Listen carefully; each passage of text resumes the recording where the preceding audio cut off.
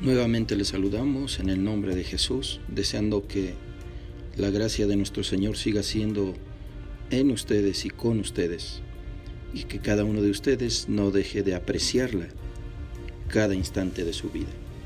El día de hoy estaremos meditando sobre la música en la Biblia, un tema muy importante para ejercitar nuestra fe.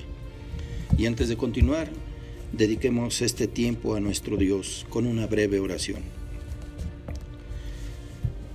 Padre eterno, tú que eres perfecto, tú que mereces la honra y la gloria, en el nombre de Jesús, permítenos honrarte y glorificarte con esta breve reflexión.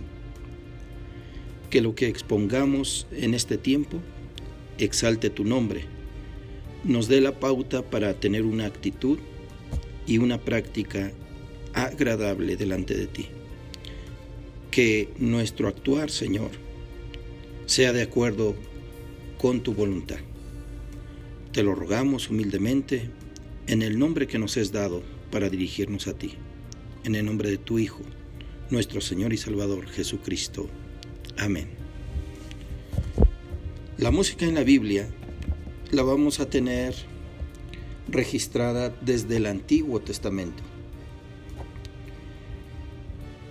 Desde el primer libro, es decir, en Génesis, capítulo 4, ahí tendremos el primer registro de la música. No solamente eso, sino que en toda la historia del pueblo de Israel, la música tiene un lugar importante, casi en todas las actividades de la vida de este pueblo. En los cantos antiguos queda registrado cómo los israelitas expresaban su victoria a través de cantos, cómo habían triunfado sobre el enemigo. Éxodo 15, versículos del 1 al 18, Jueces 5, versículos del 1 al 13, nos hablan del éxito en la guerra de Israel contra otros pueblos. También nos va a hablar de rituales. Estos cantos nos hablan de rituales. Nos va a hablar también la Biblia en un pasaje en específico, cómo no solamente cantaba el pueblo, sino que también tenían expresiones físicas, usando instrumentos, canto y danza. Y dice la palabra de Dios: entonces la profetisa María, hermana de Aarón, tomó una pandereta y todas las mujeres la siguieron, bailando y tocando panderetas, mientras ella les cantaba: canten en honor al Señor, que tuvo un triunfo maravilloso al hundir en el mar caballos y jinetes. Éxodo 15, versículo 20, en la versión Dios habla hoy. Así es que el canto va a reflejar y va a expresar también un estado emocional, un estado psíquico incluso. ¿A qué me refiero con esta parte? Que muchas veces la música influiría sobre hombres de Dios para poder profetizar. El ejemplo está en el segundo libro de Reyes, capítulo 3, versículo 15, en su segunda parte, donde el profeta Eliseo manda llamar a un músico. Mientras el músico toca, el profeta empieza a profetizar lo que Dios le está diciendo. No es el único caso. Recuerde usted también que David, cuando aún era pastor, era llamado por el rey Saúl, que era atormentado con sus pensamientos. Pero mientras el pastorcillo de Belén tocaba su arpa, el rey Saúl se tranquilizaba de esos tormentos. Así es que había canto, había instrumentos y había danza.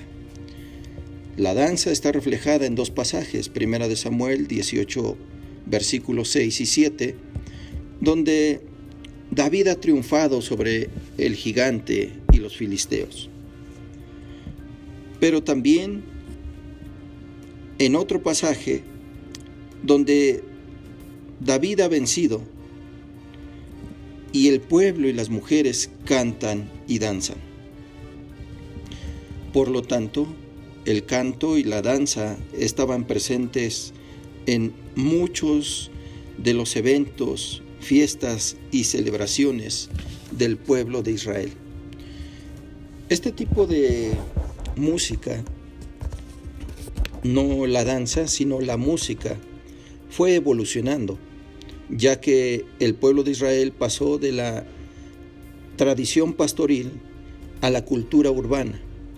La música cambió, evolucionó, se hizo más compleja. E incluso en el profeta Amós se puede apreciar que la música se volvió más formal y, ¿por qué no?, más profesional.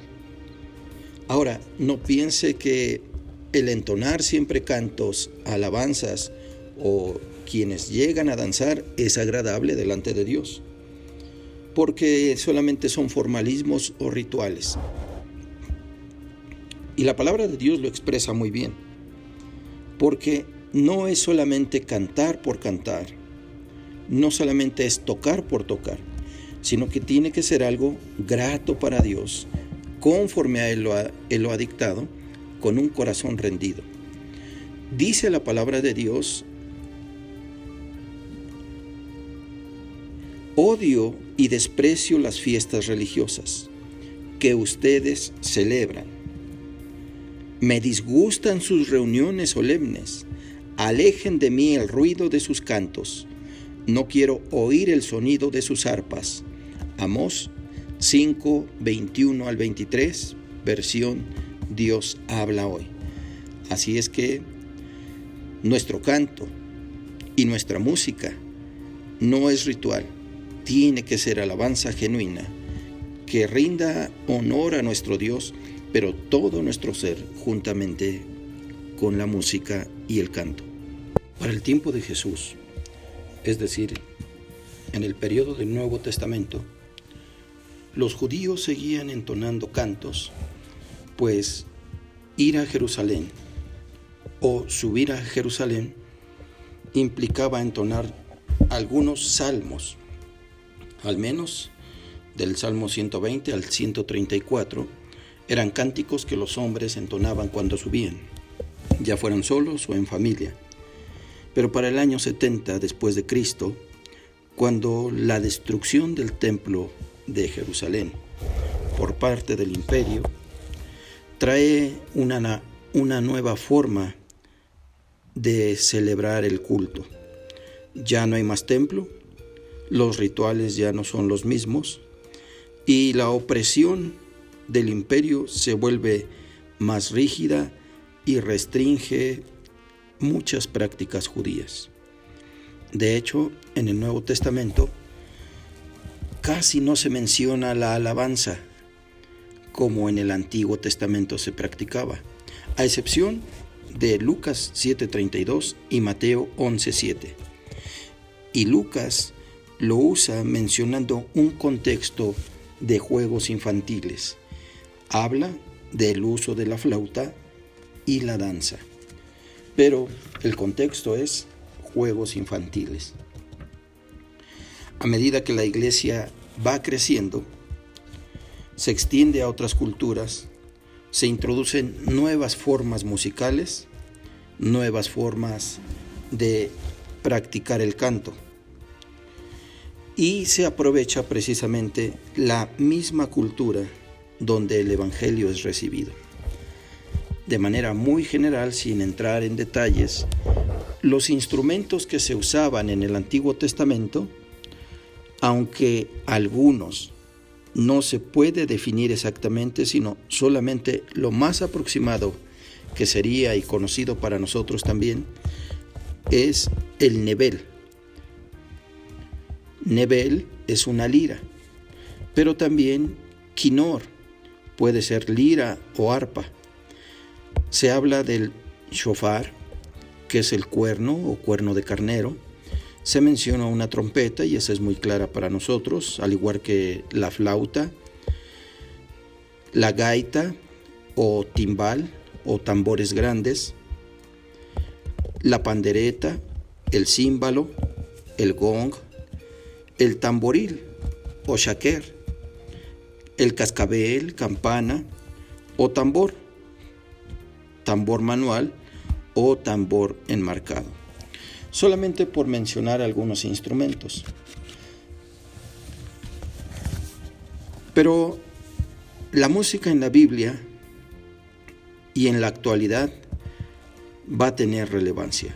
De hecho, hay una frase que se cita con mucha frecuencia que tiene verdad, y se dice que la música es el lenguaje universal. Ahora recuerde que la música es considerada entre el grupo de las bellas artes, y esto tiene mucho sentido, ya que podemos ir a otro lugar y aunque no conozcamos el idioma, conoceremos la melodía.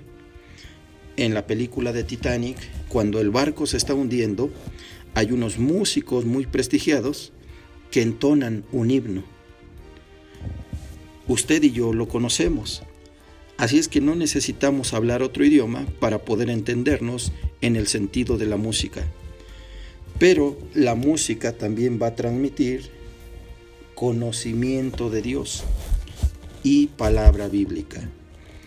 Es aquí donde la evangelización y la música se van a conjuntar.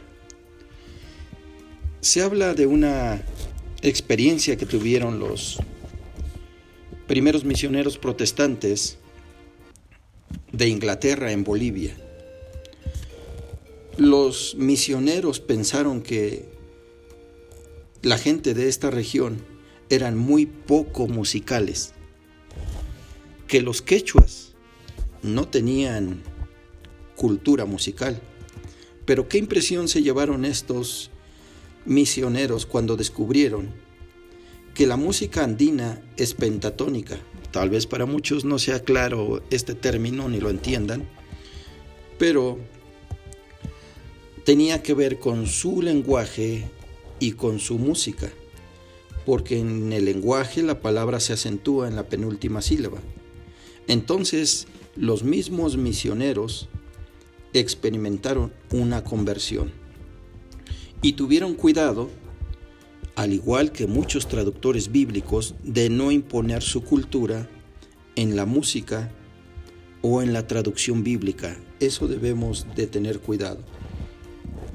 Así es que estos misioneros respetaron la cultura boliviana y su música, ya que a los quechuas les costaba mucho trabajo entonar los himnos y los cánticos que estos misioneros les enseñaban, porque su cultura estaba muy arraigada. El tiempo no nos da para más, pero usted, hermano y hermana, debe de tener un juicio y un criterio. Escuchar música es bueno. Escuchar la palabra de Dios cantada es excelente. Así es que procuremos, en medida de lo posible, aprender la palabra de Dios, leída, pero también cantada. El Señor les bendiga.